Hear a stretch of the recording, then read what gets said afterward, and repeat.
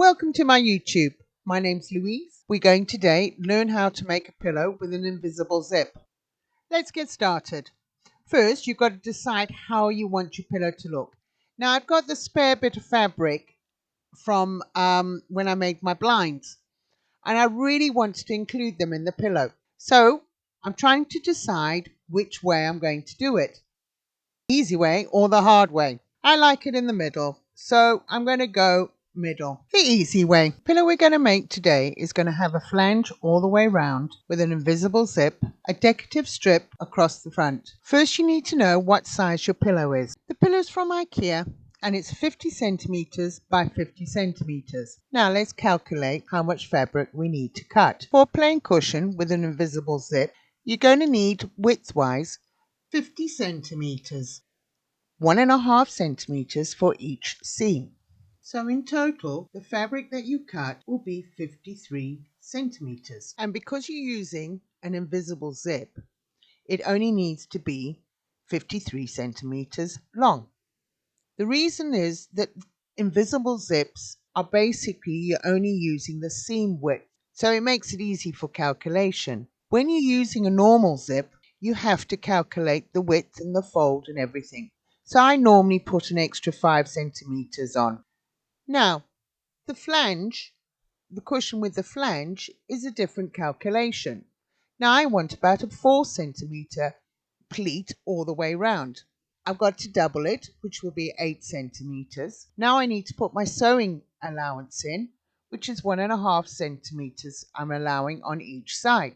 I put on 3 centimeters. So altogether that fabric needs to be at least 11 centimeters wide. Where with a plain cushion, your length would be the same as your width when using an invisible zip. But with the flange cushion, it is different. So you need to put that extra 4 centimeters extra because you are going to fold the invisible zip right inside.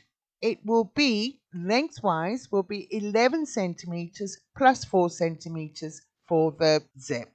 Don't panic, I will put all the calculations below for you so that you can have a look. Now let's get back to the cushion I'm making. Same principle on all the measurements, except I'm putting this little bit of extra fabric in. So when I'm cutting the fabric, I do cut it a little bit wider so that I've got a bit to play with. Now I'm just cutting the width, not the length, the width. Well, tearing as such. Because it's cotton, I can tear it and I know then I've got a nice straight line. Certain fabrics can be torn, certain fabrics can't. When you pull it and it pulls easily, then you know it's right. Cotton, great for tearing, others not so great. Now, here I am trying to decide if I'm going to go for the check or without the check. I've decided I'm going to leave just the hearts and knock off the check. Here I will cut the check off, making sure that I've allowed myself a seam allowance. My seam allowance on cushions is 1.5 centimeters. I know other people are different, but then I know that it won't fray because I'm not going to be overlocking everything and it's all hidden inside so no one will notice. When your kids decide to throw it around the room or whatever, at least with the seam allowance being a wideish seam, it will handle the beating. Once you've cut your strip that you want to use, you sew it to the bottom of the fabric that you've torn or cut, depending on what you've done, but you sew it to the bottom. But before you sew it, first fold the fabric in half lengthways. Make sure it's 90 degrees. I'm cutting the selvage off because if it washes, what happens is sometimes that fabric at the end shrinks. But make sure it's a nice 90-degree straight line. Pin your strip onto your fabric. Notice I'm putting the pins lengthwise, not along the fabric, because if I miss one, my needle won't break because it will just go over it. 99% of the time it does. Once you've finished pinning it across, sew it nicely along wherever your design is or how you want your design sewn. I've sewn it across. Don't worry about cutting it at that time. Cut it afterwards. Then you know you haven't made a mistake. Right, I've finished sewing it, so I'm going to cut the strip off here. I'm also trimming the selvage, 1.5 centimeter seam allowance if I can. but I don't want the selvage on because if it washes it, it will shrink there. Once I've cut it, I've gone through and cut it all the way across. I now make sure that you press it before you continue. This is if you're doing this extra little strip. So what I do is I fold the strip in half so that I know that I've got exactly the middle. Now from the middle, I will work out my calculation. Here's a little diagram so you have an idea what we're doing. Right, as you can see, there's a piece of fabric at the bottom. I've folded it, got it folded over. Don't forget the seam allowance, so it needs to go over where the seam allowance is. From there, your cushion measure, the size is 58 centimeters square with the flange. So you divide that in half. Now forget about the seam allowance at the moment. So you divide it in half, which equals 29 centimeters. Now what you do is plus 1.5 centimeter for your seam allowance. You don't double it because you're only doing the one side. So your total measurement will be 31.5 centimeters. Use your ruler and cut down. Now remember, this is if you're having a little bit of fabric in the middle. Having a plain cushion, you don't need to worry about this. This is what I'm doing here. Unfortunately, the screen, I missed it on the screen. But here we go, cut it down. I'm making sure that I'm level. That's the wonderful thing about quilting rulers. They do make life a lot easier. Once you finish this side, then you need to do the other side of the pattern. Because what we're trying to do is make the exact same size as the fabric we would have cut. So I'm using the spare fabric I've got, and I'll show you how to do the calculations. So to do the calculations on this side, you're going to do exactly the same. But remember, you've got the zip on this side, and I want the zip to be tucked right in. So if you've got dogs that like chewing zips, they can't get to it. So the cushion is 58 centimeters. So divide it in half, 29 centimeters. Seam allowance is 1.5 centimeters, and the fold is 4 centimeters. So plus the fold and the seam allowance, which on mine equals 5.5 centimeters. Now, plus the 29 centimeters and the 5.5 centimeters should equal 34 centimeters.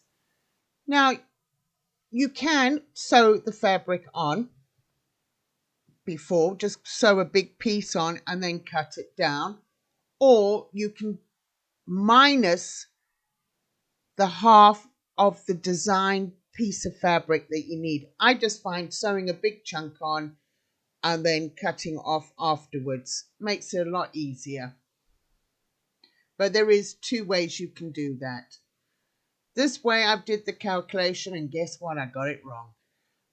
But if I was to do it again, I would just join a big piece and then cut off what I don't need. That way you're not wasting fabric. Make sure that it's level. Now what I do is put a 90-degree, and I mean you just cut a slither off, and remember to remove all the pins. Do a 90-degree, that way then you know your cushion is square. Like I'm doing here, just taking a slither off. I have, like I said, I had put a little bit extra so I could do this. And do it on the other side. Checking your measurements so that you don't go too small. What you're trying to do is make the fabric the same size as if it was just a plain piece of fabric. Just have a little bit of extra is the pattern in the middle. So what you do is now lay your other piece of fabric out. Remember, I didn't cut the length, I just cut the width. So lay it out, make sure it's nice and smooth. Put your fabric on top that you've been working with. Lay it on top, making sure that it's nice and square. Never trust the selvage. Quite often the selvage can twist from the grain of the fabric. So cut the side I always take the selvage off. I know it doesn't fray, but that's the problem. Because if it's washed, some of the cotton is going to shrink. But if it's got nowhere to go, then you start getting puckering. So lay your fabric on so it's nice and square with the piece underneath. Now cut all the way round. So you've got two semi-squares, well, rectangles now, and that they are matching all the way round. The next thing you do is that you're going to sew the zip. Make sure that you're sewing it on the bottom. Excuse the shaking. I'm trying to balance the tripod and everything so you can see quite clearly what I'm doing. So what I'm doing first is I'm going to join the two pieces just at the bottom, and I'm going to sew about 1.5 centimeters, just a short line. Here's a diagram of what I'm doing. So I'm going to sew just on the ends, around about 4 centimeters each. The zip will be going on this side. You can see how I'm doing it. Make sure that your fabric is lined up and that it's level. What you need to do is press the line. If you can see there, once you've done that, I have pressed the one side over to an equal length all the way down. Now we're going to do the zip. Make sure the zip is the right length. If it is a bit smaller, then you just do that where you put the edges at the top. Do them a little bit longer than sewing the lines. Now put your zip in. Now what you're going to do is you're just going to tack it. As you can see, I'm using quite a normal foot and I'm just laying it on. I know this isn't a visible zip, but this way you're just tacking it on so that you're getting the right size. Excuse my hair. Keep on going until you get to the end. Excuse the hair, I'm so sorry. It's trying to balance it. Go right through to the end. Don't worry if the zip is too long. Now you zip it up all the way down. Somehow when you really want it to film, it doesn't film. So I was doing the other cushion. Now this zip was a lot more narrow than the other. So what I've done is I've sewn it down on both sides, but there will be a gap. Now as you can see there, so what you do is to get it so it's really tight and invisible,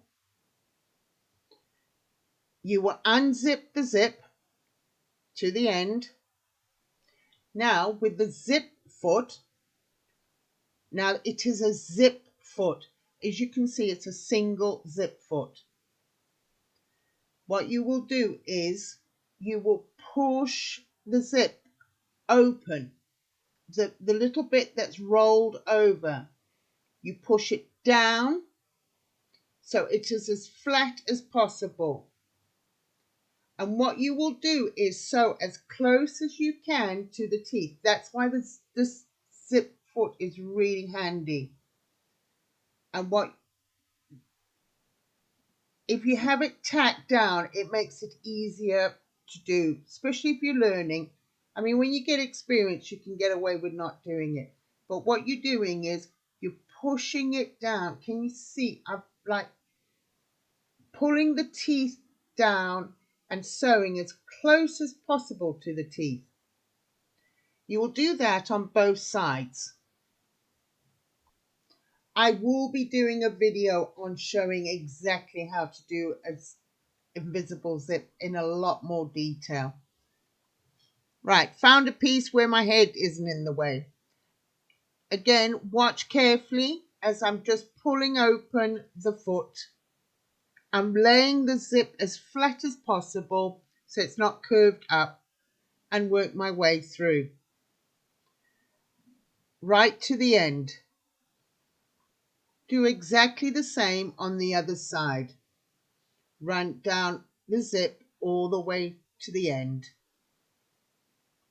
When you zip it up and you find that it's not tight enough, you can go back and re-sew. Just go a little bit more closer to the teeth. Right, change your foot. And now what you will do is sew all the way round. Remember to zip up the zip. It does make it easier. And when you get to where the zip foot is, the zip end. Be careful not to sew over it, so you can leave that little bit open. Here's a diagram. As you can see, the zip is here. Put the right sides together and sew all the way around. Remember, the seam allowance is 1.5 centimeters. Right, before you do this, remember to seal all your seams by pressing. Now what I'm doing here is I'm laying it flat.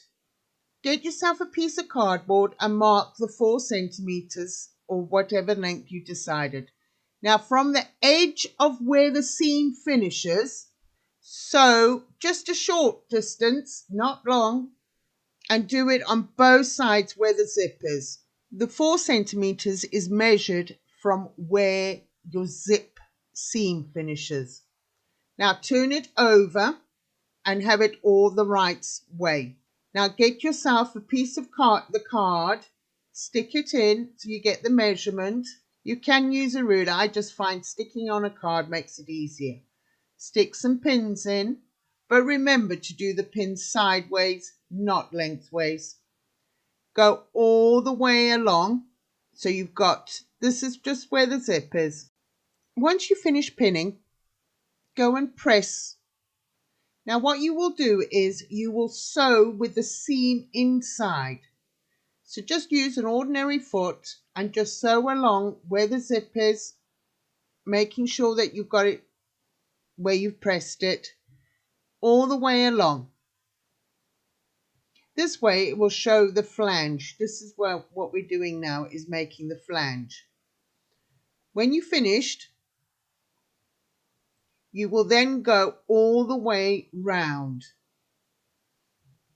but not the bottom where you put the zip.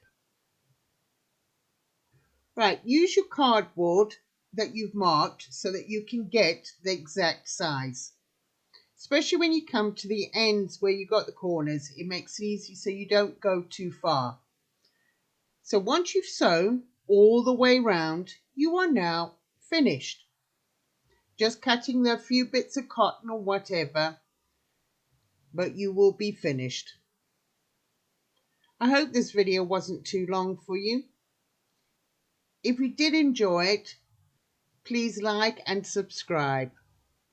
If you're getting yourself into trouble or you're really needing some help, just message me and I will hopefully be able to help you. Well, take care, stay safe, bye. Typical, when I want photos of this, I thought I had quite a few. I'm going to need to go and get them from where they are. But here's what it roughly looks like. Okay, bye.